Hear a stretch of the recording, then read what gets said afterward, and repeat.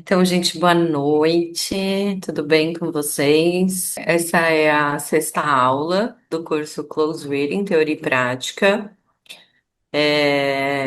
Dando continuidade à quinta aula, eu vou continuar falando um pouco sobre poesia. E hoje a gente encerra o curso, então, né, que começou há algumas semanas atrás, com a Yasmin, dando um contexto histórico e teórico da prática. Depois a gente teve o Matheus falando sobre a prosa, né, os contos, e agora as últimas duas aulas sobre poesia. Antes de eu começar a minha fala propriamente, queria dar uns recadinhos práticos, né? Como é a última aula do curso, acho que é importante. Então, o curso se encerra hoje. Com o encerramento do curso, a gente vai disponibilizar nos próximos dias os slides que foram usados durante as aulas, para caso vocês queiram consultar depois, né, usar como forma de estudo. E as gravações que foram feitas das aulas, a gente não tem controle de quando elas serão disponibilizadas, porque quem vai fazer isso é a FEFELESH pelo canal oficial no YouTube. A gente pode mandar um e-mail, né, ali na lista dos participantes avisando quando isso acontecer. Mas nós não temos uma previsão. É um processo que às vezes é bem rápido, às vezes demora um pouco mais. Em relação aos certificados de participação, tem direito ao certificado quem participou de 5 das 6 aulas do curso, e esses certificados também são emitidos pela faculdade, então vocês vão receber diretamente deles, tá bom? Qualquer dúvida, depois vocês também podem mandar para a gente por e-mail, se tiver alguma questão, algum problema. Mas acho que de recados práticos era isso, né? Esqueci de alguma coisa, Matheus e Yasmin? Não, amiga, acho que é isso mesmo. Obrigada. Então vamos lá. Queria começar recapitulando um pouco o que a gente conversou na última aula. A ideia foi explorar um pouco a lírica dentro da teoria dos gêneros inicialmente, né? Então, o que que diferenciaria a lírica dos outros gêneros poéticos, né, literários, entre a dramática e a épica? Pensando que, embora a poesia possa ser tanto, é, assim, pensando no geral, né? A gente tem poemas épicos e poemas líricos. Na lírica que se enquadram a maioria dos, ou são entendidos, né? A maioria dos poemas a partir da Idade Moderna, né? E principalmente nos nossos tempos. Mas a ideia de apresentar a teoria dos gêneros era de fornecer um vocabulário crítico, um aparato para que a gente pudesse conversar sobre os poemas. Hoje, durante o momento de análise, isso vai ser retomado também. Depois a gente falou um pouco sobre o romantismo, com as imagens, né? E sobre essa preponderância nos dias atuais de uma visão romântica acerca da poesia. Então, ideias que fazem parte desse movimento, né, que não foi só literário, mas que também foi um movimento filosófico e que ainda contamina hoje certas ideias e sentimentos que a gente tem a respeito de diversas coisas, inclusive a poesia, como a ideia de um poeta que é um gênio à parte da sociedade, né, que tem uma sensibilidade que se diferencia do mundo modernizado, secular, urbano, a ideia de uma aproximação ou valorização da natureza, com o bucólico, com um retorno a uma possibilidade de unidade, a valorização da infância também, e a ideia de que como a arte estaria de alguma forma ligada ou influenciada pelo irracional, né, pelos sentimentos. E daí, por último, a gente fez uma análise do Meu Sonho, do Álvares de Azevedo, né, esse poema, que a gente conversou um pouco sobre o poema enquanto unidade. A gente fez esse procedimento começando de uma camada mais aparente e tentando penetrar os significados mais profundos do poema, que também é um procedimento que a gente vai repetir hoje, num poema completamente diferente. Mas acho que foi isso que aconteceu semana passada. Semana passada não, desculpa, terça-feira, na última aula. Bom, perante essas ideias românticas, né, essas ideias de poesia, isso permeia não só a escrita e a publicação de poesia, mas também uma ideia de crítica. Uma crítica que vai valorizar certos aspectos e uma crítica não especializada. Isso vai de encontro muito com toda aquela história que a Yasmin contou nas primeiras aulas. E o New Criticism, né, ou a nova crítica, ela é como essas ideias de uma especialização da crítica vai se dar nos Estados Unidos. Então, vai ser um movimento da crítica que vai acontecer ali entre as décadas de 30 e 60 e que vai tentar especializar o fazer da crítica. Tem uma necessidade que vem disso, que tem a ver com os cursos universitários, né? Então, com a profissionalização. E numa dificuldade que vai se encontrando de ensinar o fazer crítico. Porque e isso é justamente o que aparece ali muito, né, com os dizeres dos novos críticos, de que a crítica ela é ou histórica ou impressionista, ou seja, ou ela vai se deter em aspectos biográficos daquele autor, né, o que fez ele escrever determinado poema, o que estava acontecendo na vida dele, ou uma crítica que é puramente de gosto e que vai valorizar certos aspectos sem que exija uma investigação. Então, a ideia da nova crítica é investigar justamente as complexidades dos próprios objetos literários, principalmente poemas, e esses objetos, eles vão ser considerados como autossuficientes. O que importa são é aquilo que ele contém. Não importa tanto a sua origem, nem os efeitos que eles causam como elementos principais. A ideia é do poema como uma unidade em si. O termo nova crítica vai aparecer pela primeira vez no livro com o que leva o mesmo nome, né? The New Criticism, do John Crowe Ransom, que vai ser publicado em 1941, em que ele está justamente buscando essa crítica que é mais objetiva, que vai falar do próprio texto, das qualidades intrínsecas da obra. Embora o termo tenha surgido só em 41, um dos principais expoentes dessa política e o Robert Warren. E essa publicação, ela é inclusive anterior ao surgimento do termo, né, como uma escola crítica, que é esse livro que é o Understand Poetry. Então, os dois são alunos do Ransom, e eles criam esse manual universitário que pretende não só ensinar a ler poemas, mas a ideia um pouco é que ele seja um manual de professor, né? Que os professores aprendam a como ensinar os seus alunos a lerem poemas.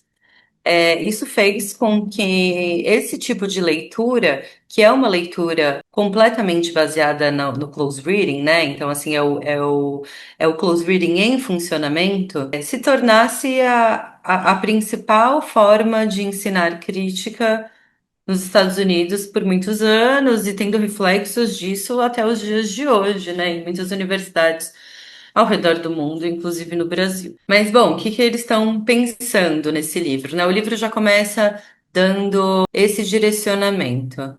Esse livro foi concebido com base na suposição de que, se a poesia merece ser ensinada, ela merece ser ensinada como poesia. A tentação de substituir o poema como objeto de estudo costuma ser quase irresistível. Os substitutos são variados, mas os mais comuns são a paráfrase do seu conteúdo lógico e narrativo, o estudo de materiais bibliográficos e históricos e a interpretação inspiracional e didática. Então, aqui, o que ele está dizendo, né? Tem um problema na paráfrase do texto como algo que substitui o próprio poema. Então, um poema ele precisa ser entendido na sua complexidade de relação de elementos.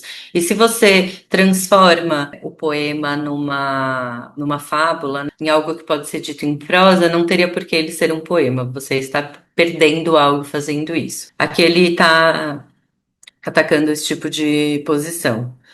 Ele também menciona essas duas correntes que eu tinha dito para vocês, que são as principais, né, da época, que é o estudo histórico e biográfico e um estudo impressionista, né, em que essa interpretação didática seria como se essa leitura impressionista do professor estivesse influenciando, né, e dando aos alunos qual é a leitura correta de determinado poema, de determinada obra e não os ensinando a criticar.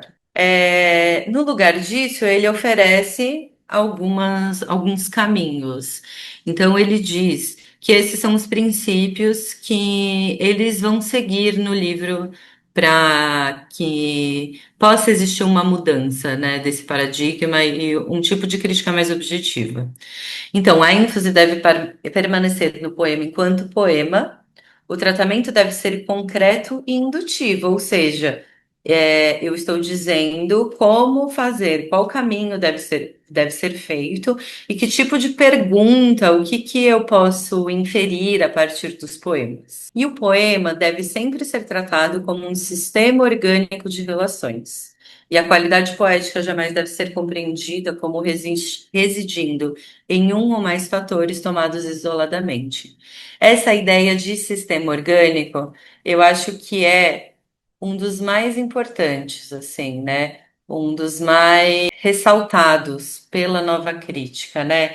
Porque o que ele quer dizer é que não é que os fatores do poema não sejam importantes, né? Claro, vai existir ali um olhar para mensagem, para métrica, para as imagens, mas que o fazer crítico, né, e principalmente o ensinar crítica, ela não pode virar uma contagem ou uma classificação, né, como se operar a partir de levantamentos estatísticos fosse uma análise de poesia. Mas essa ideia do sistema orgânico é muito importante, ela vai voltar, a gente vai aprofundar um pouco essa ideia. E daí tem uma questão que é o que eles entendem pela sua crítica, né? Assim, qual é o objetivo? E eu acho que eu quis trazer essa citação porque eu acho que ela é muito elucidadora nesse sentido, né? Então ele cita esse crítico francês, né? Mas que era um crítico que estudava principalmente literatura inglesa, dizendo assim: considerar que todos os estudantes de literatura devem ser vistos como historiadores é uma suposição exagerada e perniciosa. Mais importantes ainda, e muito mais fecundos do que os problemas de origem e desenvolvimento, são aqueles relativos ao conteúdo e ao significado. Qual é a matéria humana da obra? Qual é o seu valor artístico? Sente-se com razão que, se o estudante de literatura deve ser capaz de uma apreciação inteligente, ele precisa ir além do desfrute passivo daquilo que lê. Deve ser instruído, ao menos em parte, nos mistérios da arte. Então, olha só, acho que isso também elucida, por quê? Porque, embora a nova crítica tenha trazido coisas muito interessantes, né, para a crítica atual e para essa crítica mais materialista, né, então, assim, não dá para jogar o bebê com a água do banho fora. É, tenho essa ideia do objeto fechado em si que não se comunica com o externo, né? A poesia, ela é bonita e ela é boa e ela é interessante de existir porque ela é a arte, né? Então, os mistérios da arte, o fator humano, são coisas que vão apontar sempre para o universal, né? Para aquilo que é humano com H maiúsculo, né? A arte com A maiúsculo. E não um entendimento dialético entre arte e história, entre arte e sociedade, né? É, E daí, o que que vai aparecer como definição aqui, que é interessante? Eles vão tentar explicar de uma maneira bem didática o que é poesia, né? Dizendo que a poesia ela é algo que está presente na linguagem comum, mas que esse algo que está presente é especializado na poesia. Então, quando a gente tá na nossa vida cotidiana, a gente a maior parte dos nossos discursos, né, a maior parte da nossa produção de enunciados tem fins práticos, né? Resolver um problema, falar sobre alguma coisa que precisa ser falada. Mas boa parte dos nossos enunciados não tem fins práticos, né? Eles estão operando ali. Se a gente pensar nas funções da linguagem, nem toda comunicação é precisamente fática, né? A gente vai ter comunicações que vão se ligar mais no referente, outras que justamente de função mais poética, que vão se voltar à própria linguagem. Então é isso que ele quer dizer, assim, tem esse algo no discurso que está presente na vida das pessoas, mas que a poesia vai especializar isso. Também vai ser bem importante essa diferença entre o discurso poético e o científico, para dizer que se a ciência ela é empírica e está preocupada com uma verdade, não é exatamente isso que a poesia está fazendo. A poesia tem um potencial grau de persuasão. E não é porque ela é capaz de persuadir que ela está, dizendo a verdade. E ele vai levantar uma série de procedimentos que ele vai chamar de interpretações equivocadas típicas. Um desses. Espera aí, só que abriu uma coisa no meio da minha tela, gente, perdão. Um desses procedimentos, eu nem traduzi porque eu achei difícil colocar literalmente, é esse message, que seria uma busca pela mensagem.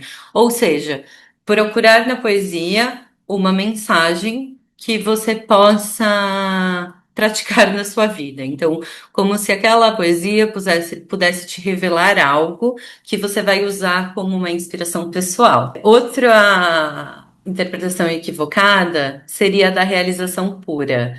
Como se então uma boa poesia, né, uma poesia de sucesso, ela fosse aquela que alcança com um maior grau de verdade o objeto do mundo real, né? Então é uma ideia um pouco de verossimilhança, mas que uma verossimilhança que convence também por fatores sensíveis ali, possibilitados pela poesia, né? Como o ritmo, a ordenação das palavras, como se ela inebriasse para trazer uma ilusão de realização pura.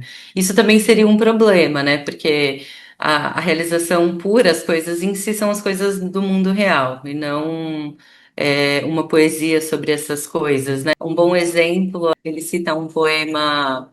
Ah, não, ele cita um trecho do Shakespeare, eu acho, que fala sobre as propriedades do vinho e como a cor daquele vinho, o aroma daquele vinho, o gosto, a beleza. Ele fala, bom, se o poema fosse uma realização pura, você ficaria bêbado ao ler esse poema, né? Mas não é exatamente isso que acontece. Então, a realização pura do vinho é beber uma taça de vinho. E outro fator ali, que ele vê como interpretação equivocada é procurar na poesia uma formulação embelezada de uma verdade elevada. Então, isso volta um pouco sobre essa diferença do poético e do científico, né? No sentido de que a poesia ela não carrega necessariamente a verdade, né? Não existe uma verdade intrínseca ali e que você pode aceitar poesias que falem o oposto uma da outra, né? E isso não é problemático. Se a questão fosse a verdade, não seria isso que a gente buscaria. Então, ele vai dizer que o efeito poético não depende das coisas em si mesma, mas do tipo de uso que o poeta faz delas. Então, não é uma coisa que é próprio, né, que é adequado para um poema. Mas como o poeta consegue manipular diversos recursos diferentes, né, mobilizar diversos recursos diferentes para poder, então, criar o poema. Outra coisa que ele vai ressaltar é um aspecto dramático intrínseco da poesia, defendendo uma coisa que é muito interessante, porque vai, inclusive, se a gente pensa lá na lírica, né, isso está indo justamente contra, né, porque se no gênero lírico, ali na formulação clássica, o interlocutor, ele não é tão importante, né? Então é como se essa voz interna do poeta que se plasma no agora, ela estivesse declamando por si mesma, O que o Brooks e o Warren vêm dizer, né, é justamente que a poesia tem um aspecto dramático intrínseco, ou seja, ela é uma forma de comunicação. Então, você tem necessariamente um emissor e um receptor, e isso está em jogo. Está em jogo que essa poesia vai ser dita, declamada, e ela vai ser recebida, ouvida, interpretada por alguém. E daí volta um pouco nessa ideia de natureza orgânica. Ele diz que é preciso pensar o poema como um texto que nos proporciona um certo efeito no qual descobrimos é onde a poesia reside. Isso é muito diferente de considerar o poema como um conjunto de elementos combinados mecanicamente. Métrica, rima, linguagem figurada, ideia, que são reunidos para formar um poema do mesmo modo que tijolos são colocados juntos para construir uma parede. O que isso implica? Implica que eu não preciso necessariamente ser um crítico para desfrutar do efeito de um poema. Um leitor médio, que não está fazendo uma interpretação passo a passo, tentando penetrar, né, na profundidade de um poema, é capaz de se afetar por ele, gostar dele e compreender o seu efeito. Né? Então, a diferença de fazer crítica e ler um poema e desfrutar dele não é a sua apreciação, né? Mas o que se busca ali. Existe um efeito que é propiciado justamente por essa natureza orgânica, que ele nos toma de uma maneira inconsciente, né? Ele nos afeta de uma maneira inconsciente. E isso que diferenciaria uma leitura média e uma leitura especializada, né?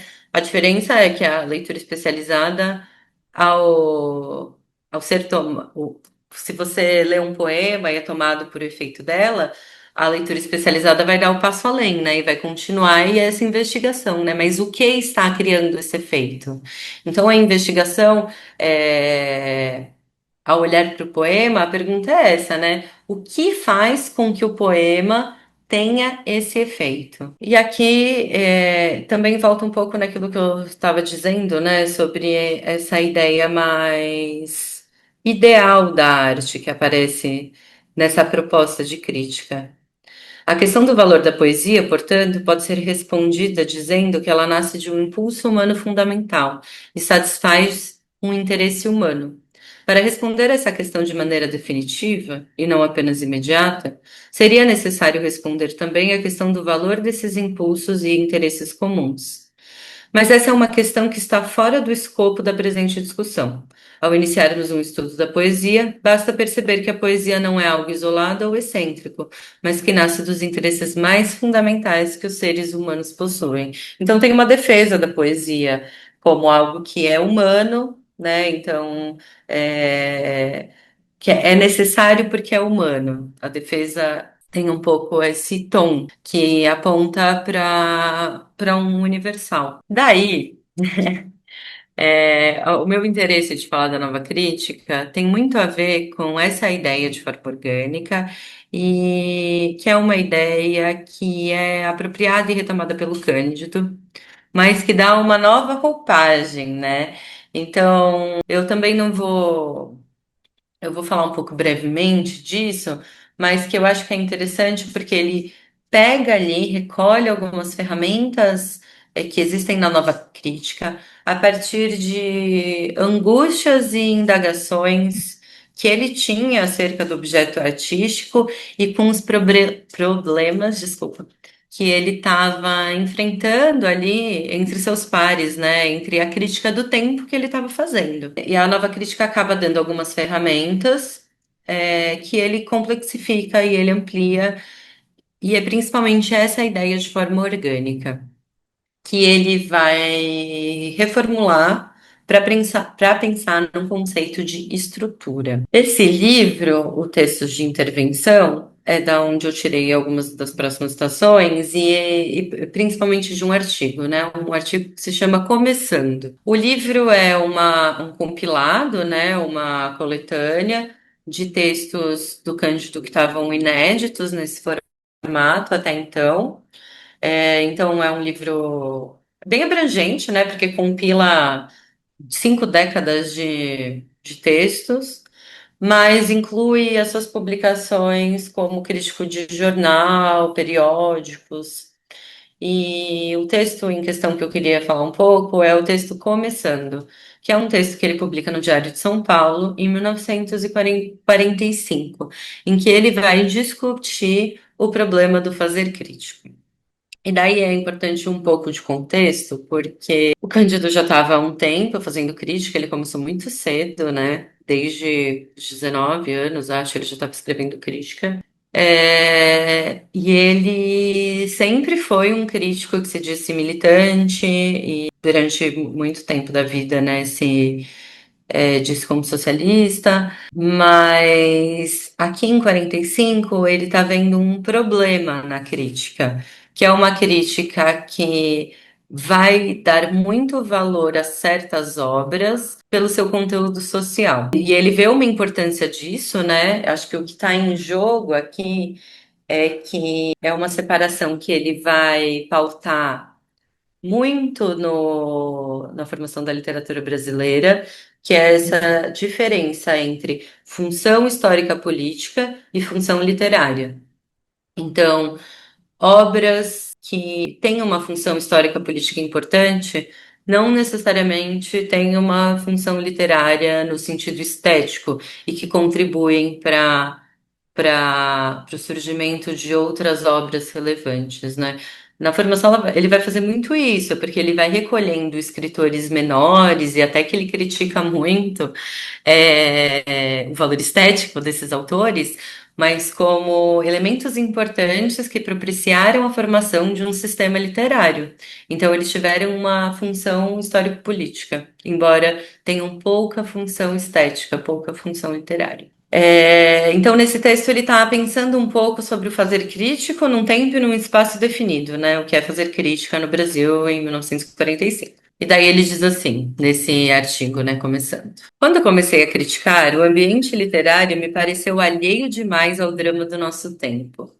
Críticos e leitores me pareceram muito ligados à simples emoção estética, enquanto Roma ardia. Então, ele está dizendo justamente de uma forte presença de um formalismo, ou mesmo de uma crítica impressionista, num tempo em que de convulsão político-social. Hoje, sinto que, pelo contrário, a pobre literatura vai ficando comprometida pelo excesso de participação com que a deformamos ou quisemos deformar. Por isso, penso que é chegado o momento de um ponto de vista mais literário e menos político, no tocante ao critério da interpretação, e de um maior liberalismo no que refere ao julgamento. É possível passar ao debate do conteúdo ideológico e tomar posição ante ele. O julgamento deve partir da análise e apreciação da maneira literária, porque o autor exprimiu o conteúdo ideológico, entre outros. O que não é possível é inverter a ordem, fazendo no julgamento o valor literário da maneira depender da natureza do conteúdo ideológico. Então, o que ele está propondo aqui não é que não se pense a obra politicamente, né? Mas que o fazer de crítica literária não se trata de fazer uma sociologia de literatura. Então, tem uma necessidade aqui que também é uma necessidade de especialização. E é interessante ver essa especialização que ele vai construir, né? Porque isso tem a ver com a obra dele e com o legado que ele deixou para todos nós. Vai para uma direção completamente diferente daquela que foi a nova crítica. Ele continua. E escusado dizer que, num e no outro caso, impôs-se basicamente a atitude de serenidade e de disponibilidade inicial, sem as quais não há crítica. Ou seja, é preciso ler investigar o objeto. Neste posto, resumirei a questão dizendo que pretendo tratar a literatura cada vez mais literariamente, reivindicando a sua autonomia e a sua independência, acima das paixões nem sempre límpidas do momento. Por outro lado, pretendo na crítica das ideias afirmar as que me parecem justas e combater as que me parecem incertas ou perigosas. Devo esclarecer que entendo por perigosas, sobretudo as reacionárias, e tanto mais, quanto mais à direita se situarem. Então, ou seja, né, quando ele diz isso, ele está reivindicando a necessidade de um certo formalismo, Mas ele não está abandonando sua posição política, né? Ele só está entendendo que é preciso também criticar no sentido de fazer crítica, né? Não de falar mal, aquelas obras com as quais se concorda politicamente, ideologicamente, né? Que se isso não acontecer, você não tem também uma crítica que contribui para a complexificação daquilo que se produz como literatura no país. Esse texto é de 45, né? Essas ideias elas vão voltar de alguma forma na formação da literatura brasileira e para quem leu, consegue ver claramente como ele faz isso, mas eu queria trazer aqui duas ideias importantes, né? Uma tá. A formação foi a primeira edição de 57, mas eu trago aqui algumas coisas que são do prefácio à segunda edição, que é um prefácio muito bom, porque eu acho que ele elucida vários pontos. Porque ele vai comentar um pouco sobre a recepção do livro, né? Ele faz uma primeira edição, e diz que precisou entregar às pressas e que vai fazer correções e alterações para a segunda edição, né? Complementar alguns pontos. E o que acontece é que não dá tempo, porque o livro se esgota rapidamente e ele precisa publicar a segunda edição sem nenhuma alteração.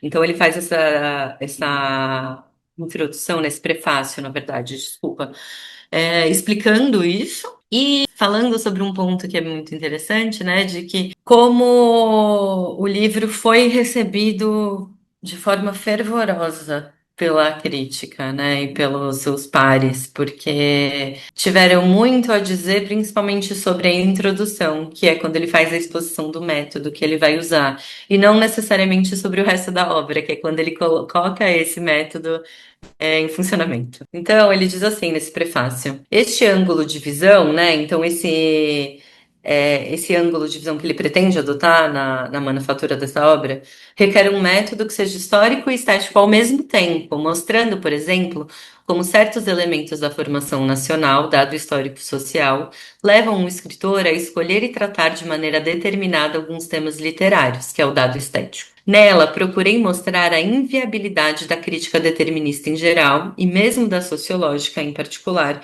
quando se erige em método exclusivo ou predominante. E procurei ainda mostrar até que ponto a consideração dos fatores externos, legítima e, conforme caso, indispensável, só vale quando submetida ao princípio básico de que a obra é uma entidade autônoma no que tem de especificamente seu. Ou seja, é preciso pensar nos dados históricos, sociais, dentro da obra literária, plasmados na obra literária, né?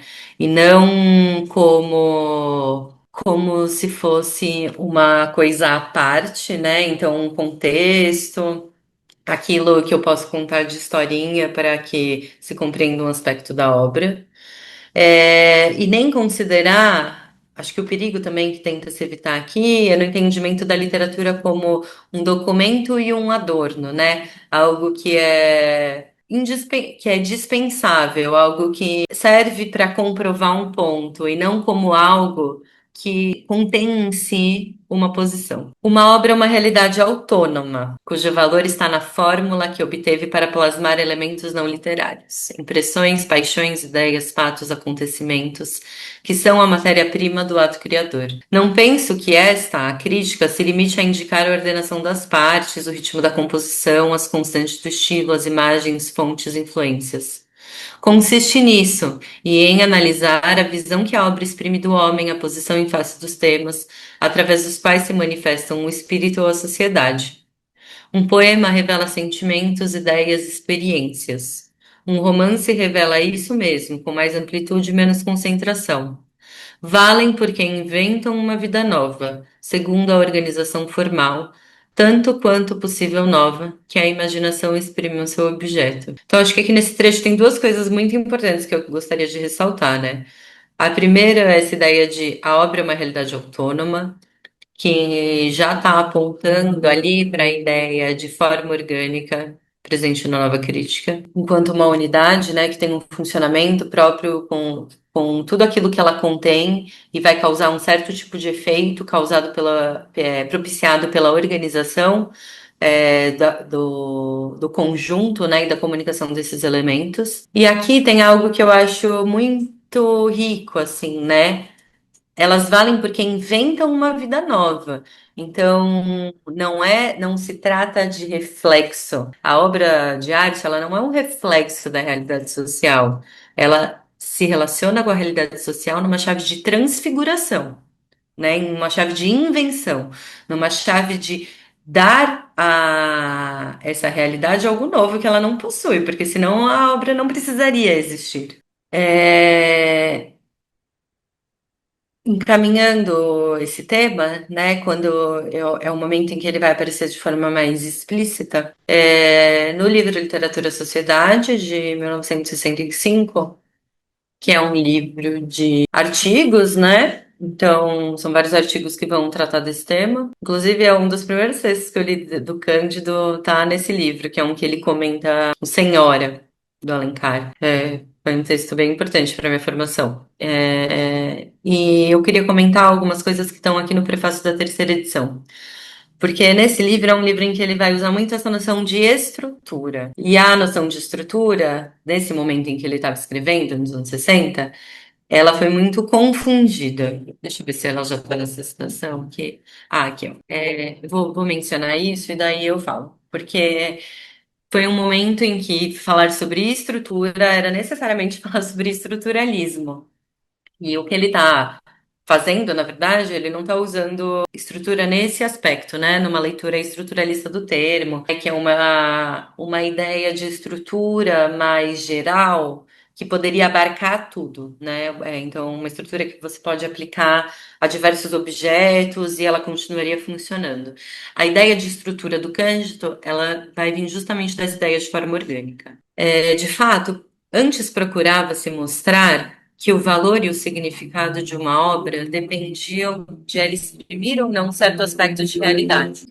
É, esse trecho ele está retomando justamente aquele texto de 45 que eu citei antes, né? Então, de fato, antes procurava se mostrar que o valor e o significado de uma obra dependiam de ela exprimir ou não um certo aspecto da realidade e que este aspecto constituía o que ela tinha de essencial. Depois chegou-se à posição oposta, procurando se mostrar que a matéria de uma obra é secundária e que a sua importância deriva das operações formais postas em jogo, conferindo-lhe uma peculiaridade que a torna de fato independente de quaisquer condicionamentos, sobretudo social, considerando inoperante como elemento de compreensão.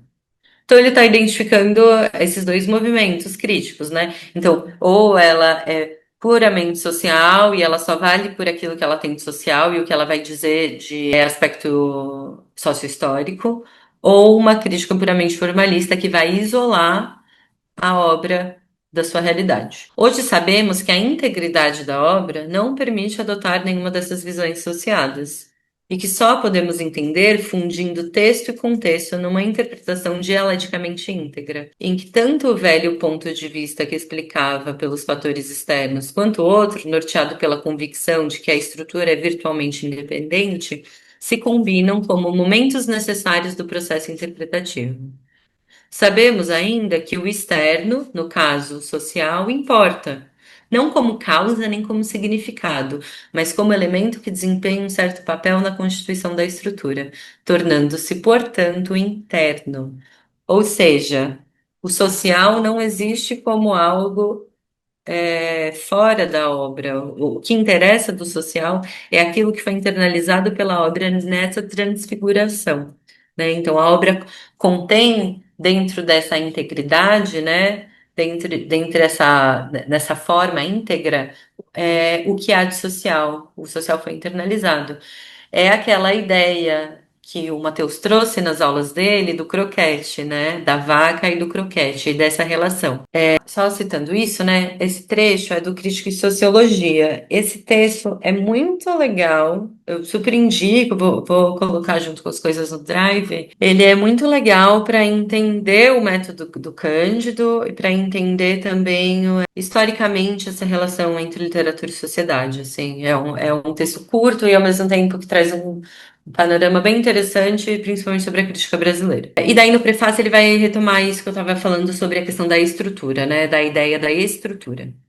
O que eu desejava naquele tempo era apenas acentuar o relevo especial que deve ser dado à estrutura, como um momento de uma realidade mais complexa, cujo conhecimento adequado não dispensa o estudo da circunstância onde mergulha a obra nem da sua função. A propósito, convém esclarecer que a acepção aqui utilizada foi desenvolvida com certa influência da antropologia social inglesa, tão atacada nesse aspecto por Levi-Strauss, né, o do estruturalista, e se aproximaria antes da noção de forma orgânica, relativa a cada obra e constituída pela inter-relação dinâmica dos seus elementos, exprimindo-se pela coerência.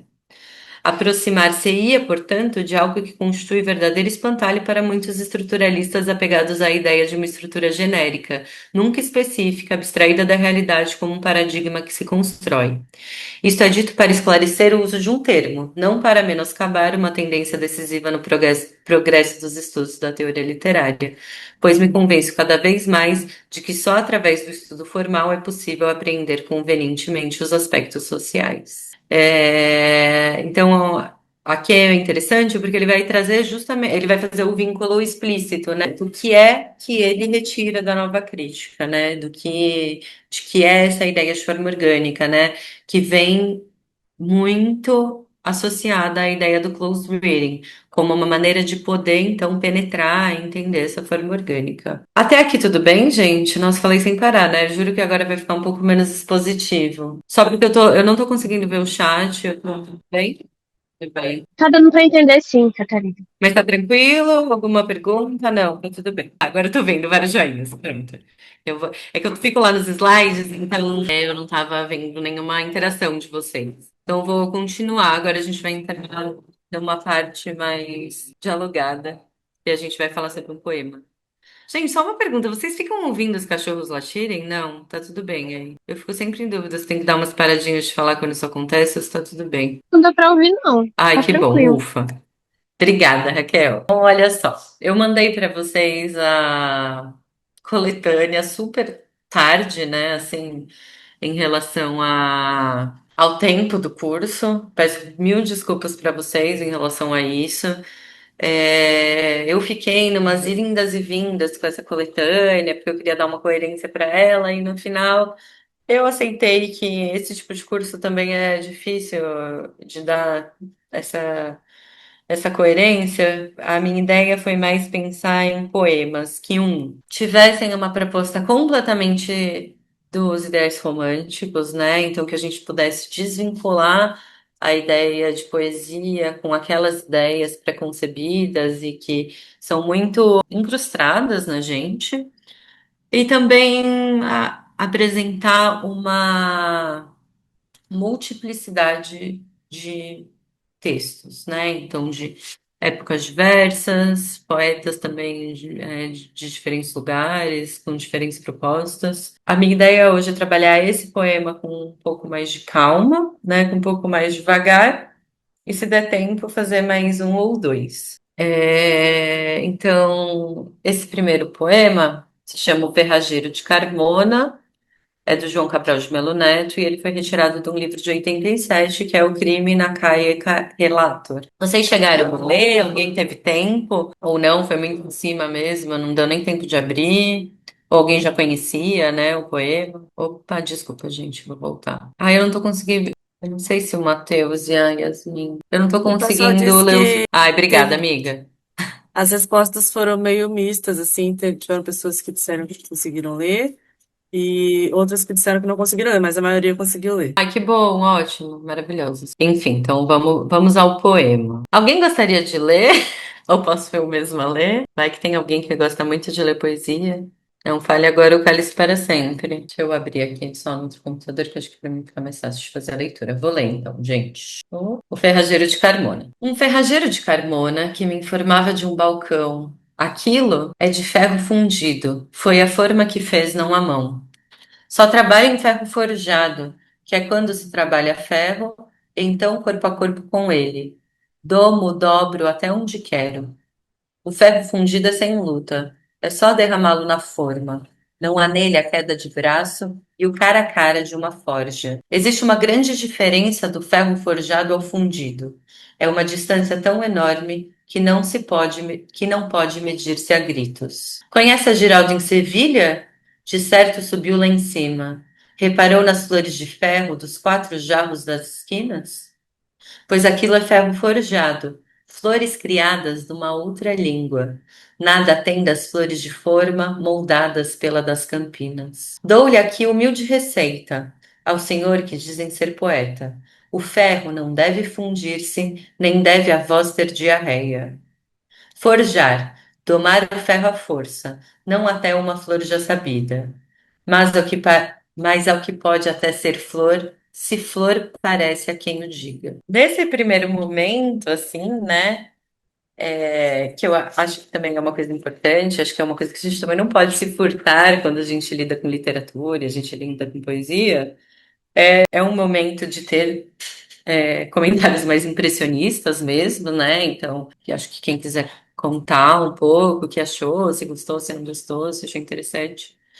E a minha primeira pergunta que eu queria para a gente, como hipótese de trabalho, é tentar descrever de forma geral, mas assim, com simplicidade, assim, a gente está num primeiro nível de leitura do poema, né? A ideia não é chegar já numa interpretação, mas construir essa interpretação aos poucos. A gente tá, tipo, numa primeira aproximação. Então, é, tem essa pergunta mais geral, né? Do tipo, se alguém quiser fazer algum comentário sobre ter gostado, intertextualidades, né, que encontrou, mas queria que a gente pensasse nisso, né, numa descrição simplificada desse poema, né? A paráfrase proibida pela nova crítica. Me ajudem aí, por favor. Agora eu preciso da participação de você. O Marcos disse que há o paradoxo entre o artesanal e a estrutura já pronta. A Raquel levantou a mão. Pode falar, Raquel, Raquel. pode falar? Eu lembrei de outros poemas, assim, de outros textos de João Cabral, assim, enfim, ele tem umas questões nas produções dele, a maneira como ele articula a linguagem. E aí eu pensei, de certa forma, se esse poema não seria uma espécie de metapoesia, não sei se, enfim, falando sobre esse ofício de Hum, criar um texto literário, porque eu lembrei de Tecendo Amanhã, que Tecendo Amanhã ele usa também uma imagem, né, acho que de galos, enfim, e essa forma de construir esse poema. E aí eu penso de talvez esse ofício, né, essa escrita não seria esse ferro, de alguma forma, né? Ele também tinha umas questões de. Enfim, tem até uma história dele, que é uma rixa com o Vinícius de Moraes, assim, que ele não gostava muito desses, por exemplo, sonetos, ele implicava um pouco. E porque para ele os poemas eles têm que ser mais, não complicados, mas ele usa, por exemplo, muito uma imagem de pedra. Enfim, e aí, uhum. que é exatamente essa questão, né? Também tem outro poema dele que me lembrou bastante, que é O Cão Sem Plumas, eu acho o nome. Enfim, é um dos mais populares e eu gosto como ele trabalha essa imagem, assim. Por isso que, talvez se não fosse dele, eu não pensaria que se trata sobre esse ofício, mas pensando nas produções dele, do jeito que ele articulava, acho que é a primeira ideia que vem à mente, assim. Perfeito, Raquel, muito legal, muito obrigada pelo seu comentário. Acho que sim, acho que tem muito a ver com temas da poesia do João Cabral, né? É, essa ideia também de uma compreensão do fazer poético. E acho que realmente ele tem bastante, ele tem mais de um poema, né, que se propõe a fazer isso. E daí fica, conhecendo a obra do autor, isso fica bem claro. Mas você tem completa razão, né? Isso era algo. A gente vai chegar nessa ideia da metalinguagem e também no que, ao identificar a metalinguagem, né? O que que se produz como significado nessa comparação? Mas arrasou, muito, muito bom seu comentário, muito obrigada. O Arthur aqui no chat foi pelo mesmo caminho. Ele disse: Eu sinto como se fosse uma metalinguagem para a própria poesia. Legal. Então vamos pensar Aí assim. o Marcos, desculpa, Não, pode falar. o Marcos disse: Quando falamos ou escrevemos, mobilizamos esse paradoxo, o sistema pronto da língua e nossas escolhas sintagmáticas que procuram, consciente ou inconscientemente, romper com a estrutura. Vivemos isso e esquecemos. Ai, não há uma liberdade. Quem que falou isso? O Marcos. Ah, o Marcos, legal, Marcos, interessante, né? Porque aqui tem uma antinomia que se forma, né? Tem uma oposição em termos. E daí a gente pode pensar na linguagem nesses dois termos e qual que é a que está sendo proposto. Mas quero pensar numa coisa aqui com vocês, né? Já que vocês trouxeram essa coisa da metalinguagem, vamos tentar pensar, e eu acho que descrever o poema pode ajudar a gente nisso, na questão dos gêneros aqui, né? Colocar em termos do gênero. Esse poema, ele é mais lírico, ele é mais dramático, ele é mais épico. E por quê? Eu sinto que esse é um poema que complica a nossa vida nesses sentidos. Eu queria ver o que vocês acham disso. E vocês vão entender por que eu estou fazendo essa proposta. Eu acho que ela vai ajudar a gente a entender a questão da metalinguagem. Ainda sobre os comentários anteriores, né, o Henrique disse que lembrou um poema o poema Autopsicografia, do Fernando Pessoa, principalmente na estrofe final, onde fica esse jogo de algo que é e não é. E aí o Francisco disse, intertexto, lembrei de um poema do Drummond sobre as lutas com as palavras. Qual o poema do Drummond? Se você lembrar o nome, me diz. Fiquei curiosa. E eu acho Ai, que esse é outro. Ah, pode falar, amiga. não, desculpa, é que a Raquel levantou a mão. Fala aí. Não, mas pode continuar, Yasmin. Eu falo depois, não tem problema não. Não, pode falar, fala aí. É porque eu, assim, é porque eu tenho vergonha de errar, assim, mas eu chutaria Não, com não, a isso, gente porque tá no. Tá na eu tentativa aqui, acho, é sobre tentar. eu acho que talvez seja lírico de alguma forma, porque ele desloca muito na questão dessas imagens, assim. Tipo, não necessariamente uma coisa muito. É porque quando a gente fala que é lírico, a tendência é pensar para esse lado mais sentimental. Mas eu penso muito mais sobre essa questão de imagens que são deslocadas, né? Enfim, eu não sei, eu posso Isso, estar e muito ó, errada, não, mas você tá certíssima. E é justamente, a minha pergunta é uma pegadinha um pouco, porque eu acho que é a pegadinha que o poema nos propõe, né? O lírico, eu tô pensando basicamente naquele tipo de enunciação, né? Então, eu tenho uma voz que fala. Qual que é a complicação aqui? Olha o que o João Cabral faz com a gente. Ele começa assim. Um ferrageiro de Carmona que me informava de um balcão. Ou seja, ele começa o poema de uma forma narrativa. Ele diz como quem vai contar uma história. Só que daí o que acontece? A gente recebe a voz do ferrageiro de Carmona, ou seja, ele implicou numa outra construção de gênero.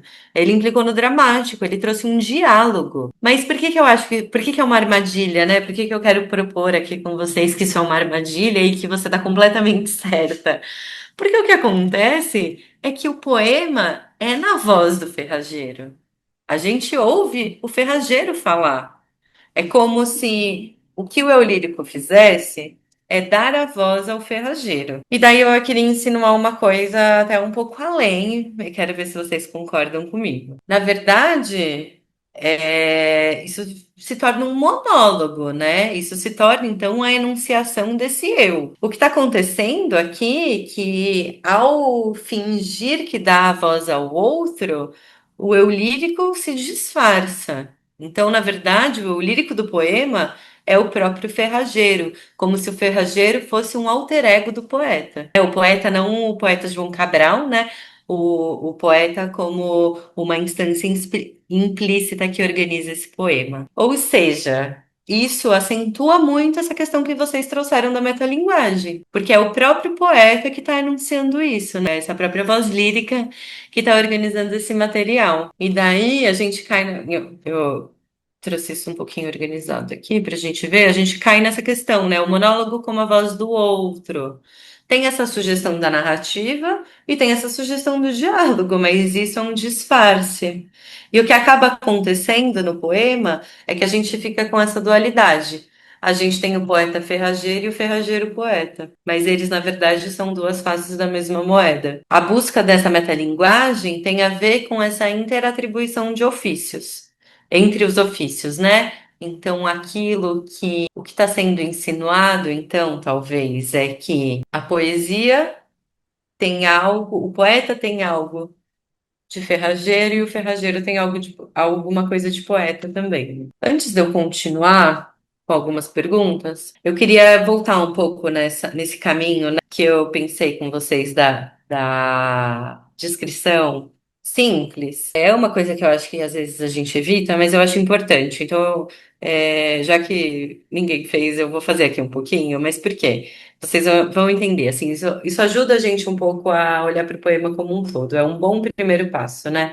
Então, a gente tem essa cena em que, teoricamente, a gente imagina, né, essa voz poética ouvindo a voz do ferrageiro, né? E o ferrageiro, ele vai começar a discursar sobre a sua forma de fazer o seu trabalho, né? Então ele vai dizer que existe uma diferença entre o ferro forjado e o ferro fundido, e que ele tem um jeito específico de trabalhar. E esse jeito é o do ferro forjado. Ele vai dizer disso e depois ele vai fazer uma exposição de diferentes coisas que existem no mundo em ferro forjado e em ferro fundido. E ele vai acabar dando um conselho ao poeta, né? Dou-lhe aqui humilde receita ao senhor que dizem ser poeta. O ferro não deve fundir-se, nem deve a voz ter diarreia. E a gente vai voltar nesses trechos no final. Então, basicamente, assim, né, colocando em termos bem simples, é isso que acontece. Daí, eu quero que a gente continue pensando na estrutura aparente do poema. Em termos de sonoridade, o que que aparece para vocês como importante? O que que vocês acham aí? Deem uma olhadinha, se quiserem ler o poema um pouquinho em voz alta também, sem pressa. A ideia é a gente identificar um comportamento sonoro do poema que nos chama atenção, ou que a gente consegue identificar. Antes, o Henrique fez uma pergunta que dá para pensar que o ferrageiro é uma personagem? É curioso pensar também que o eu lírico não trabalhou no poema, pois o poema é quase todo feito pelo relato do trabalhador que foi incorporado. Perfeito, Henrique. É possível, sim, fazer essa leitura, mas daí eu vou te fazer uma provocação. Que é, se a gente tem a configuração desse personagem, né, o ferrageiro, a gente está aproximando esse poema da épica, né, de uma forma narrativa. Mas essa forma narrativa, ela acontece nos dois primeiros versos do poema. O restante do poema é a voz que fala. Ou seja, o eu lírico seria o narrador, né, ali das duas primeiras, ou o eu lírico do poema é a própria voz do ferrageiro? Pensando que esse tom anedótico desse poema, ele faz a gente tender a imaginar essa cena, né? Ao mesmo tempo que a gente também sabe que a seleção e organização desse discurso é feita pela voz poética e não por esse personagem real ou irreal. Não sei se faz sentido o que eu disse. Te provoquei um pouco, Henrique, ou você continua achando a mesma coisa? Faz sentido? Quer acrescentar algo? O Arthur falou: o ritmo do poema soa como um ferreiro trabalhando em ferro, como num tom de marteladas. E o Quem falou? Marco, o Arthur. Arthur. E o Marcos falou: tem bastante argumentação no texto também, embora seja um poema. Lembrei-me da teoria da argumentação na língua. Legal. Realmente, né? Tem uma argumentação no sentido que ele está defendendo esse ponto dele, né? Sobre esse fazer. Qual é a abordagem mais adequada para ele, para esse fazer? Perfeito, faz todo sentido. Daí, com base na pergunta do Arthur, eu rebato também não só para o Arthur, mas para todos vocês, né? Quem quiser. Faz sentido a gente pensar num tom num ritmo que sugere um martelamento da forja. Mas o que no poema está fazendo isso? Qual é o recurso da língua que foi mobilizado para que esse efeito seja atingido? Daí, o trabalho de análise ele tem muito a ver com isso, assim. Isso é uma ótima hipótese, né? É um bom indício. Agora a gente precisa procurar esse indício e tentar comprová-lo na forma do poema. Alguém tem uma. A Raquel levantou a mão. Vai lá, Raquel. Fazendo uma discussão bem rápida, assim, eu percebi que alguns versos, eu acho que se não a maioria, eles são de 8 sílabas. E eu acho que, querendo ou não, mesmo que isso não aconteça em todos eles, você tem uma certa cadência. Também nas rimas, também, você vê que o esquema de rima, apesar de se modificar em alguns momentos, mas o fato dessas rimas continuarem existindo dentro dos versos, dá exatamente essa ideia, né? Enfim, e até de certa forma apresenta essa questão de domar, né, o ferro-a-força. E essa questão de em algum momento tá assim, em outro não, enfim, acho que a questão sonora é bem interessante. Alguém falou de alteração também, enfim, também tem essas questões mais sonoras, que são muito claras. Mas o que chamou a atenção foi, de fato, a questão das sílabas. Eu não cheguei a escrever todo, mas eu acho que a maioria tem muito. Então, enfim, isso me chama a atenção. Não, Porque eu penso também que pode ter algum processo de acomodação também, né? Então, pode ser a maioria, mas também pode ser todos, partindo da possibilidade desses processos. perfeito, Raquel, perfeito. Assim, é isso. Tem uma constância no número de sílabas. Ele é um poema bem regular, né? Ele é regular, inclusive, na forma, se a gente pensa nele. Ele é um poema que tem 8 estrofes, cada uma com 4 versos. A gente tem, para ajudar, né, nessa. Você falou das rimas, né? O esquema de rimas dele realmente é um pouco. Ele é regular, com uma certa irregularidade. E eu acho que isso faz todo sentido quando você pensa na questão da forja.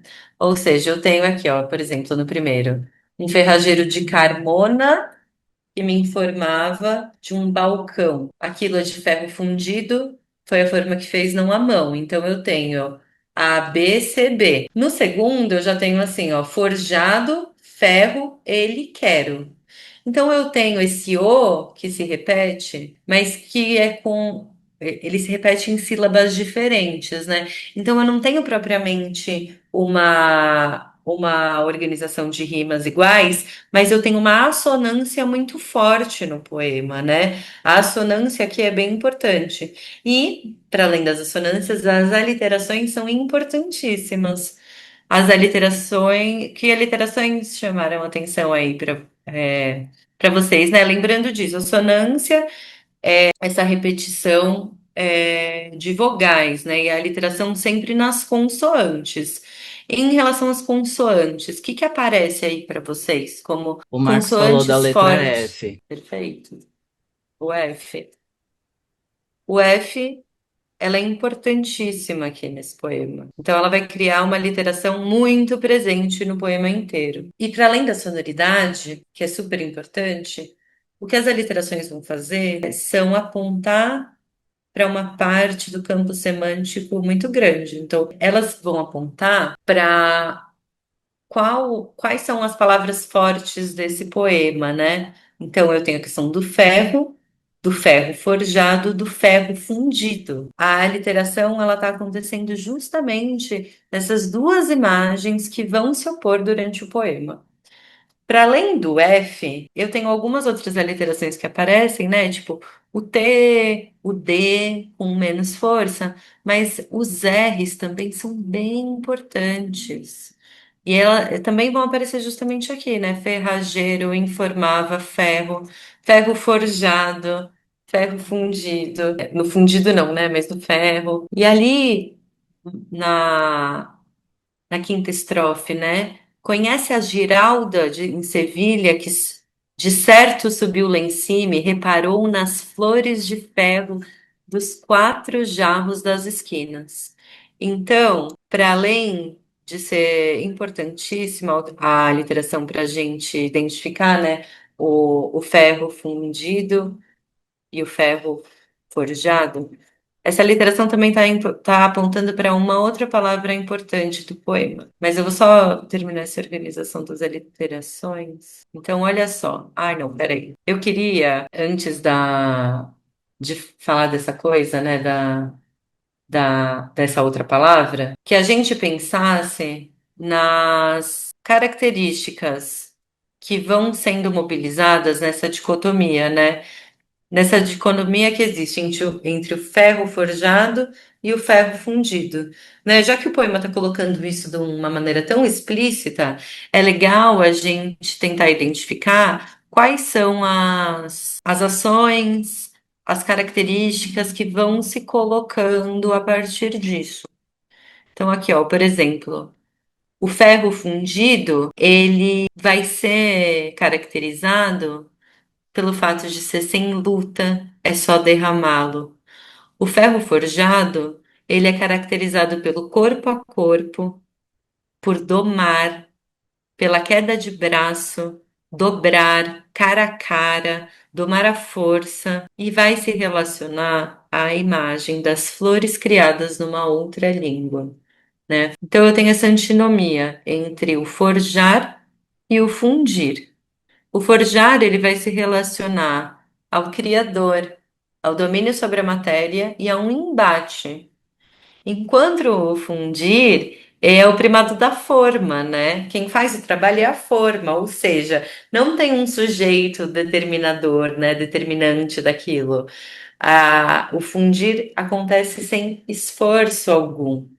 Vocês concordam comigo? O pessoal concordou aqui, disse com certeza, perfeito, sim, sim. Tá. Daí eu queria que a gente pensasse, qual que é a outra palavra que parece então saltar para a gente como um elemento importante e que está ligado principalmente a essas aliterações, né? Não só as aliterações, mas também ao eixo semântico. Se o ferro está servindo para falar sobre a língua, o que mais está sendo apontado como uma coisa importante para isso? Nesse sentido, ainda que como resultado. O Marcos disse que a palavra diarreia parece deslocada. A Legal. Natália disse a forma, ou a forma, talvez. Eu fiquei... Não, tudo bem. Isso, a forma. Ai, desculpa, Natália. A Mirella disse: na medida em que o ferro é a matéria, a flor é o produto, ou seja, o poema. Então a gente está falando do material e a gente está falando do produto, né? O que o ferro forma aqui é a flor. É muito interessante que o que se sobressai aqui, o que parece se sobressair nesse poema, é menos uma exaltação da matéria e mais um debruçar-se atencioso sobre o fazer, né? A técnica que pode transformar ou não essa matéria. Daí eu queria propor uma coisa, assim, né? Eu vou perguntar para vocês antes de realmente propor. Pensando aqui na divisão de estrofes e versos. Vocês conseguem perceber uma regularidade, certo? Acho que eu apontei para isso. Mas vocês acham que pode ter uma ideia de espelhamento? Faz sentido se eu proponho para vocês um espelhamento dentro desse poema? E daí, qual tipo de espelhamento, né? Também vamos pensar em que espelho é esse. É um espelho que replica? É um espelho que mostra exatamente aquilo que se vê? Ou até é possível isso? É, Teoricamente, todo espelho deforma, né? Mesmo que minimamente. Mas o quão esse espelho deforma? Vou passar aqui para minha proposta. Vejam se isso faz sentido para vocês, se vocês querem dizer algo sobre isso. O Marcos disse: deforma porque há a mediação do ferro, em ambos os casos. Como assim, Marcos? A Raquel Contar um levantou a pouquinho. mão. Vai lá, Raquel. Eu acho que é um pouco. Eu não sei se faz sentido pensar naquele momento que tu falou na apresentação sobre aquele poema que falava, acho que de vinho. Eu não sei. Mas eu acho que era sobre vinho que falava aquele poema, que tu falasse Ah, do sim. porque eu pensei, porque nesse, eu acho que ele deforma, de certa forma, porque ele não fala de ferro, assim. Assim, eu não vejo ele falando assim de, ah, nossa, é ferro. Não, eu acho que se ele estivesse falando de ferro mesmo, seria uma coisa mais direta, eu acho, enfim. Eu acho que é muito imagético para falar diretamente de ferro. Enfim, por isso que eu acho que ele não necessariamente seria um espelho muito centrado nessa realidade do ferro, assim. Eu olho pra ele, eu não vejo ferro. Eu vejo outras coisas Legal, que não são ferro. legal, muito bom. Então seria É, uma transfiguração, né? Sim, sim. o Marcos respondeu, ele disse: o ferro seja fundido ou forjado, atua sobre a flor. Sim, é uma transfiguração, o mar. Ah, legal, interessante, gente. Ó, eu acho que faz muito sentido isso. Faz muito sentido as coisas que vocês trazem, né? Realmente, vamos pensar que sempre tem essa transfiguração, porque os objetos, eles não estão existindo em si, né? Eles estão sempre existindo a partir de escolhas mais ou menos conscientes desse poeta que faz. Eu penso que tem um outro tipo de espelhamento que também está em jogo aí, né? Claro. O poema a gente pode olhar para ele como um contínuo, né? Assim, tipo, ele inteirinho para na página, né? Aqui eu fiz essa diagramação para facilitar a exposição, mas ela acabou me servindo nesse sentido. Então, a gente tem um poema com 8 estrofes, cada estrofe contendo 4 versos. Eu tenho uma divisão aí privilegiada. Parece que o poema ele é cindido no meio, ou seja, as 4 primeiras estrofes, elas estão tratando de um assunto e as 4 últimas estrofes estão tratando de outro assunto. O que que eu quero dizer com isso? Tem um jogo aqui de espelho, em que a estrofe um, 2, 3 e 4 parece espelhar a 5, 6, 7 e 8, formando um quadrado, tanto por essa possibilidade de 4 versos de 4 estrofes. Para além disso, eu tenho esse trecho. Deixa eu ver aqui. Nesse primeiro momento, né? Nessas 4 primeiras estrofes, eu tenho a descrição dos processos e os seus valores associados, né? Então, eu tenho o forjar associados aos valores que, para esse eu lírico, né, ou para esse personagem, é associado a alguns valores específicos, né, que são valores que ele considera de maior esforço, de maior trabalho, né? O corpo a corpo, o domar, o dobrar, o queda de braço, cara a cara, né? É como se o material também quase se personificasse, como se ele fosse capaz de resistir conscientemente contra esse ferrageiro. No segundo momento do poema, eu tenho a flor de florja e de fundição. Então eu tenho essa exposição, né, do que seria uma flor de forja, do que seria uma flor de fundição. E daí eu tenho, né, para além do espaço que é reservado a elas no poema, uma certa posição privilegiada para a flor forjada, né? Que é a técnica que o ferrageiro e o poeta estão tentando evidenciar mais. Eu tenho essa estrofe aqui. Conhece a Giralda em Sevilha? De certo subiu lá em cima. Reparou nas flores de ferro dos 4 jarros de esquina? Dos 4 jarros das esquinas? Ou seja, essas flores, né, fundidas, desculpa, forjadas, né? Elas não estão em qualquer lugar. Elas estão na Giralda em Sevilha, né? Nesse prédio que é importante para a cidade. A gente não falou sobre isso, né? Mas Carmona, essa cidade na Andaluzia, né? O poema que se passa nesse imaginário espanhol. Então ele fala da Giralda, desse prédio importante, que quando você sobe as flores de ferro forjadas, elas não estão em qualquer lugar, né? Elas não estão por ali. Elas estão nos 4 cantos da esquina, né? Remetendo a essa organização do quadrado que é possibilitada pelas 4 estrofes e os 4 versos em cada estrofe.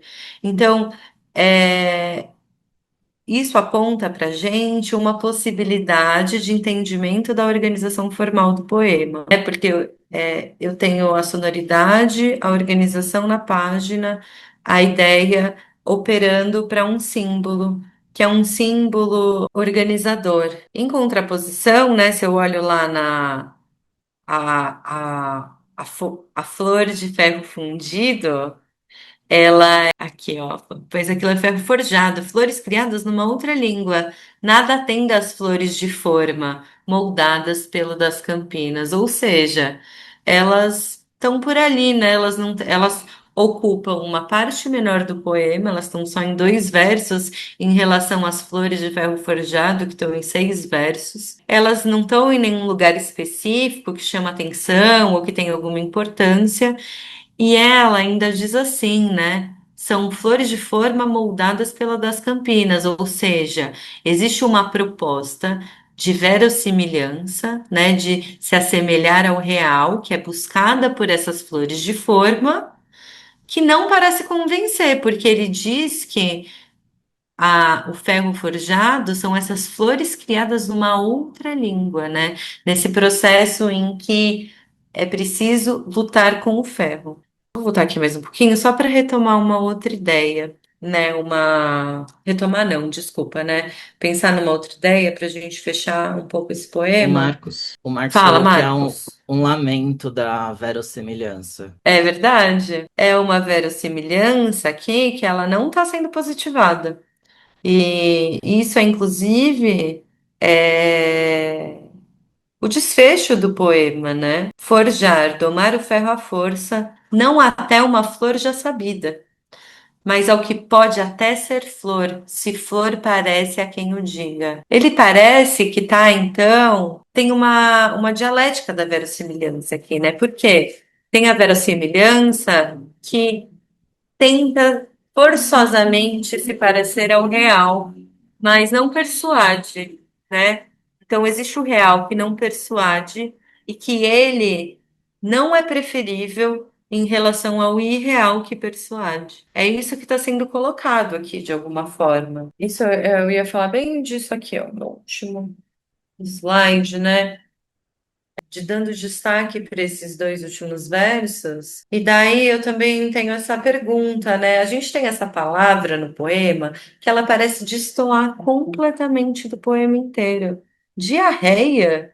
Tipo, diarreia não é uma palavra para se colocar num poema, né? O que será que essa palavra tá fazendo aí? Para onde ela aponta? O que vocês acham? Eu acho que tem muito a ver com a questão do ofício e de escolher as palavras, não sair jogando, assim, derramando do jeito que vem na cabeça, assim, enfim.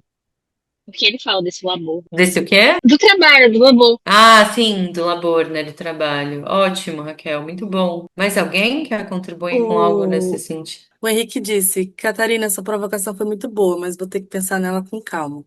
Mas outro ponto, as flores não são naturais, orgânicas, pois são de ferro, são fabricadas, são construídas, elaboradas, não brotam naturalmente.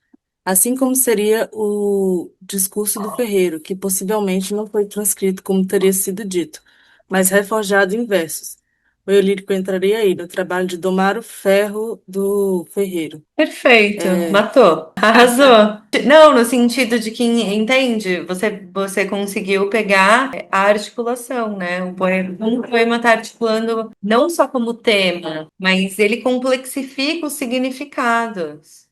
Isso é um Se isso fosse um ferro, isso seria ferro forjado, né? E não ferro fundido. Se o poema, né, fosse feito de ferro, realmente. Muito bom, ótimo comentário. Queria falar aí um pouco da diarreia, né? E acho que a Raquel também. A Raquel, foi ótimo o seu comentário nesse sentido, né? Bom, ele está justamente dizendo sobre o trabalho, né? Parece que ele joga essa palavra um pouco para nos provocar. E ele coloca, olha só, né? Qual é a estrofe em que isso aparece? É a estrofe em que o ferreiro dá o conselho ao poeta. Mas tem essa grande é, ironia em jogo, né? Porque se o poeta é o ferreiro e o ferreiro é o poeta, na verdade, o poeta está fazendo uma reflexão sobre o seu próprio fazer ou dando um conselho a si mesmo. Dou-lhe aqui a humilde receita ao senhor que dizem ser poeta. O ferro não deve fundir-se, nem deve a voz ter diarreia. Eu acho que a palavra aqui, além dele escolher uma palavra propositalmente que não encaixa no poema, né? Então que vai de alguma forma causar um incômodo, porque além de ser semanticamente fora, ela, né, é uma palavra que está fora do campo semântico do poema e das imagens provocadas pelo poema, ela também está eu tenho aqui, ó, receita, poeta, fundir-se, diarreia. Eu tenho uma abertura numa sílaba que não é a que está com. Ela desobedece um pouco também essa continuidade, né? Essa organização do poema. Mas a ideia de diarreia, ela nos traz uma ideia de incontinência, né? Uma ideia de um falar sem pensar, de um descontrole, de algo que acontece de forma compulsória e compulsiva, mas é exatamente uma palavra que aponta para esses dois lugares, né? Ao mesmo tempo que ela está fora do lugar, ela está apontando para o problema das coisas que estão fora do lugar. Tudo bem, gente? Como estamos? Ai, peraí, toda vez quando eu É, o aperto pessoal para ver. aqui comentou, né? O Henrique disse: o veta-diarreia pode ser lido como uma indicação de contenção necessária à composição lírica.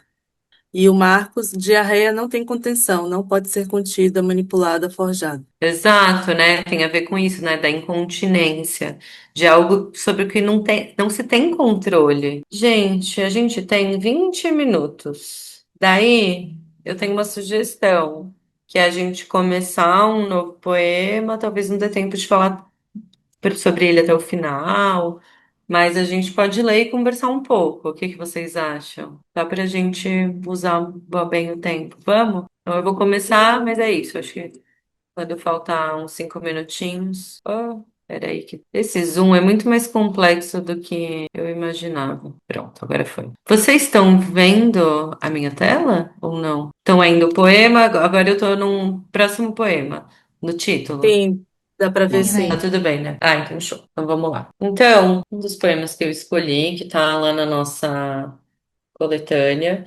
Então, a coletânea é isso, são poemas que eu gosto e que são muito legais de analisar e tem muitas possibilidades, então leiam a coletânea se quiserem me escrever. Mas, enfim, eu escolhi esse poema, se chama Retrato Proletário. É um poema do William Carlos Williams, que é um poeta estadunidense associado ao modernismo estadunidense, né? Um dos grandes expoentes desse movimento e um dos grandes poetas do. Ah, não vou falar isso agora, vou deixar para falar depois do poema, enfim. Mas eu estava em dúvida se eu trazia algum poema de uma língua que não a portuguesa, porque isso implica na tradução, né? Mas o José Paulo Paes é um ótimo tradutor, mas a gente perde algumas coisas aí do poema original, porque ao ser traduzido, o poema se torna outro poema. Mas vamos lá, porque é um poema que vale a pena. Mulher jovem com corpulenta, sem chapéu de avental. Cabelo puxado para trás parada, na rua. A ponta do pé descalço, tocando a calçada. Sapato na mão, olhando-o atentamente. Retira a palmilha de cartão para achar o prego, que a estava machucando. Comentários iniciais, talvez essa tentativa de breve descrição, né? O que que vocês veem aí? Eu acho que estruturalmente o que chama mais atenção na primeira leitura é o Jambamana, porque você tem Uhum. frases, assim, versos muito que descrevem uma ação, mas que eles são divididos de alguma forma, sabe? Algumas coisas elas são separadas. Enfim, então acho que quando você bate o olho no poema, acho que é o que mais chama atenção, assim. E o que a estava Ótimo, eu tenho. machucando sendo o verso isolado. O Legal, Raquel, Marcos, muito bom.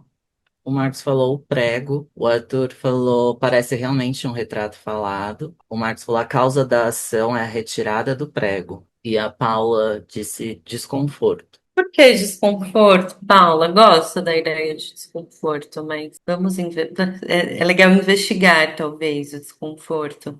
O desconforto da mulher ou é um desconforto causado ao ler o poema? Mas comentando um pouco o que a Raquel trouxe, Raquel, ótimo, assim, realmente os enjambemãs, né? Essa continuidade do verso para o verso seguinte. Ela é realmente muito expressiva nesse poema, né? O que eu ia dizer antes, que eu acabei não dizendo, foi assim, deixa eu mostrar o poema antes, nada demais, mas assim, o Williams, ele é um dos grandes expoentes do verso livre. Isso aqui está bem claro, né? A gente não tem uma tentativa de respeitar a nenhuma métrica já consagrada, né? Não se trata de um soneto ou de um verso branco, nem nada disso. E eu tenho esses pares de versos que formam pequeníssimas estrofes, né? Se você quiser chamar elas assim, ele mesmo não as chamava assim, mas você pode pensar essas duplas de versos, mas no final eu tenho um que aí estava machucando, sozinho, no final. Vamos pensar, né, nessas duplas de versos. Eu tenho sempre também um verso mais longo e um verso mais curto, um verso mais longo e um verso mais curto, né? Por que será que isso acontece? De que forma isso acontece, né? Quais são os elementos que ficam no verso maior e no verso menor? Isso seria uma boa pergunta para se fazer. Eu também poderia pensar um pouco qual é a atitude que essa voz poética está tomando frente a essa mulher? Se a gente pensar que o nome do poema é Retrato Proletário, eu tenho aí duas informações interessantes, né? A primeira, provavelmente a proletária se trata da mulher, né? Que está sendo retratada. Mas também é interessante pensar na ideia de retrato, né? No retrato enquanto um gênero, porque não é tão usual, talvez, que retratos sejam feitos desse tipo de personagem, né? Com esse tipo de enfoque. Daí, perante a isso, acho que é isso que a gente pode pensar, né? Qual é a atitude dessa voz em relação a essa mulher? Ela tá. Que tipo de retrato ele está propondo dela? O Marcos falou é quase um quadro, uma pintura. E o Henrique falou, me Perfeito. chamou a atenção as coisas que vão faltando. Ela está sem chapéu, não está em um lugar, mas no meio da rua. Ela está sem sapatos, e depois o sapato sem palmilha, para no final surgir o prego. E esse sim o que deve ser retirado. Perfeito, nossa, muito bom, um ótimo comentário. Então, tem esses índices de um não lugar, né? Do sem chapéu, pé descalço, no meio da rua. Eles vão apontando tanto para uma situação social dessa mulher retratada, né? Mas também para um momento que parece ser um momento de entrelugar, né? Se ela está no meio da rua, aonde essa mulher, que é uma mulher proletária, ela pertence a um lugar, que seria o trabalho, né? A fábrica. A gente imagina. Isso faz com que realmente os dados aqui fazem com que a gente forme um quadro na nossa cabeça, né? E que a gente também imagine uma história, tente situar esse quadro, essa imagem dentro de uma narrativa. Dessa mulher, tá sem chapéu, talvez porque ela pode ter tirado o chapéu porque ela saiu do trabalho, né? Tá na rua, talvez nesse momento ela possa ter tirado o sapato para então interromper um momento, interromper a causa de um sofrimento, né? Porque pensem aí nas ações, né? De quem são as ações do poema?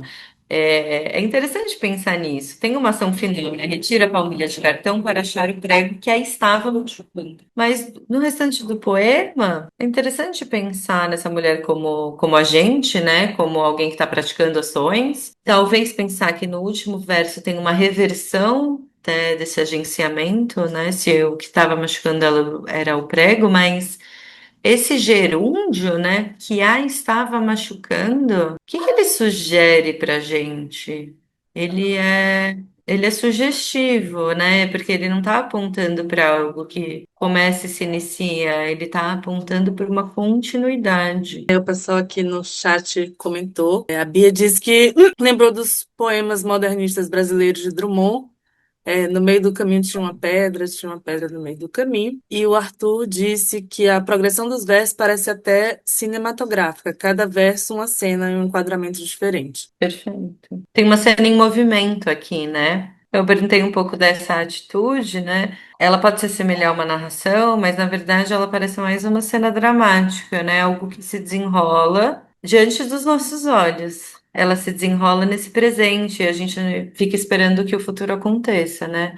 É justamente essa cena que está sendo apresentada para gente. Vocês acham que dá para falar em eu lírico aqui? Vocês conseguem enxergar a voz de um eu lírico? Eu acho que O só se a gente Marcos. parar pra pensar. Pode falar, Yasmin. Não, não, vai, Raquel, vai, pode ir. Desculpa. É porque eu ia falar que só se a gente parar pra pensar nesse Olírio enquanto essa pessoa que observa, né? Porque, por exemplo, tem os poemas de Baudelaire que ele é, eles são escritos dessa forma, né? Não necessariamente é a pessoa que está ali, que está falando diretamente dele, mas que observa uma cena acontecendo. Perfeito, Raquel. Quer ler o comentário do Marcos, Yasmin? Daí eu. O Marcos e o Francisco disseram que não. O Henrique disse que é uma poesia objetiva. O eu lírico seria o observador, meio como tem em alguns poemas do Oswald em Pau-Brasil. E o Arthur disse que ele consegue enxergar o narrador de um romance, em um romance. Boa. Não, perfeito, gente. Ótimos comentários. Assim, é realmente um problema que está se colocando nesse tipo de poesia, né? É, Ao mesmo tempo que é difícil pensar em eu lírico, isso só é possível se a gente for para esse caminho do observador. Ao mesmo tempo que isso seria o oposto do eu lírico, né? Lembram lá quando a gente falou da teoria dos gêneros? O épico era a oposição entre sujeito e objeto. O lírico é a primazia do sujeito e o dramático a primazia do objeto. Aqui eu pareço estar na primazia do objeto, né, do observador. Ou seja, a organização desse poema está externa. Eu não vejo essa voz que organiza, né? Porque mesmo se eu pensar num narrador, é um narrador bem parcial, né? Bem, um narrador observador, um narrador que tá tentando se fazer ausente. Mas se a gente pensa então, né, nessa oposição, se a dramática é a primazia do objeto e a lírica é a primazia do sujeito, eu estou adotando justamente a atitude oposta. Então, eu estou escrevendo uma poesia em que é uma poesia retrato, né? Uma poesia imagem. E daí é interessante pensar nisso, né? Porque será que é possível, então, que o eu lírico se retire? Quais são as consequências disso? Porque alguém está organizando esse poema, né? Alguém está fazendo as escolhas de como essa mulher vai ser retratada, a forma que ela vai ser retratada, em qual cenário ela vai ter. Imaginar ser convencido por essa ideia de observador, a gente tem que tomar um cuidado quando a gente faz isso, para se lembrar de que não existe observador imparcial, né? Ele está observando, mas existe a forma como isso foi organizado. O Marcos falou Mas que queria... ela é assujeitada. O Francisco falou que o verbo retirar está no presente, também um elemento do dramático. O Marcos Sim, falou sim. ela é aprisionada pelo prego. O que é o prego? E o Arthur comentou que coisa linda é a literatura. Legal, ó, essa observação sobre o verbo no presente é muito boa. Ao mesmo tempo é isso, né? A gente pode também ter poemas líricos com verbos presentes, mas aqui é aquela ideia que aparece lá na dos novos críticos, né? As coisas não são as coisas em si, elas são as coisas como articuladas dentro de um conjunto. Então, o fato de ser um poema que está nos propondo essa imagem que se desenrola diante dos nossos olhos, o verbo no presente contribui para essa presentificação. É não que é isso em si que causa todo o efeito, né? Essas coisas estão unidas. A ideia do prego, ela é muito interessante, porque se eu digo que a estava machucando, né, esse gerúndio pressupõe que não é que começou a machucar agora. Estava a machucando, mas estava machucando há quanto tempo? Há quanto tempo essa mulher estava com esse prego no sapato, né? E por que que é agora que ela está tirando? Porque o momento retratado é justamente isso, é só isso que está acontecendo. É a mulher que tira o prego do sapato. Dá para pensar no sentido conotativo de prego, né? Que tipo de significado o prego também pode assumir e nos ajudar a pensar. Não de uma forma direta, mas que reforcem alguns significados que a gente associe ou não a uma mulher proletária. Querem fazer mais algum comentário, gente? Como estamos? Ah, eu queria tanto ler esse poema, mas é isso, vocês leem sozinhos. Mas eu adoro. Esse poema da Juliana Lopes é incrível, é engraçadíssimo. O Francisco falou que esse cartão da Palmíria pode se relacionar a bater o cartão. Ela se livra do prego, do emprego que a estava machucando. Interessante isso, Francisco. Eu não tinha pensado nisso. Tem que ver. Eu acho que em português, sim, essa conotação, né, do cartão pode se desdobrar para poema em português. No inglês, eu não lembro exatamente qual é a palavra, eu teria que olhar lá no poema original, porque eu acho que no inglês eu não sei se essa conotação seria possível, sabe? Mas pensando que é isso, né? Que quando se instaura uma tradução, novos significados também se instauram. O Marcos perguntou se pode dizer se esse poema é concretista. Olha, ele não faz explicitamente parte do concretismo, né? Mas para todo o modernismo, a distribuição de palavras na página ela é importante. Isso vai estar em jogo aqui também, né?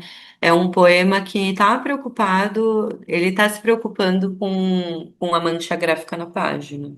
Nesse sentido, sim, esse vínculo existe. Gente, queria saber se alguém tem algum comentário final, alguma dúvida, algum pedido de socorro, qualquer coisa. A gente chegou no horário, acho que seria uma boa encerrar. Mas eu queria muito agradecer a toda a participação. Vocês foram maravilhosos hoje, me ajudaram muito e fizeram comentários incríveis, assim, né? Acho que a ideia também de trazer poemas para fazer essa análise simultânea é que seja realmente um diálogo, que seja colaborativo, senão não faz tanto sentido. E eu acho que foi legal, acho que a gente conseguiu construir isso juntos. Eu queria agradecer. Você tá conseguindo ler o chat agora, amiga? Então, eu não tô, ele não quer Hum. voltar.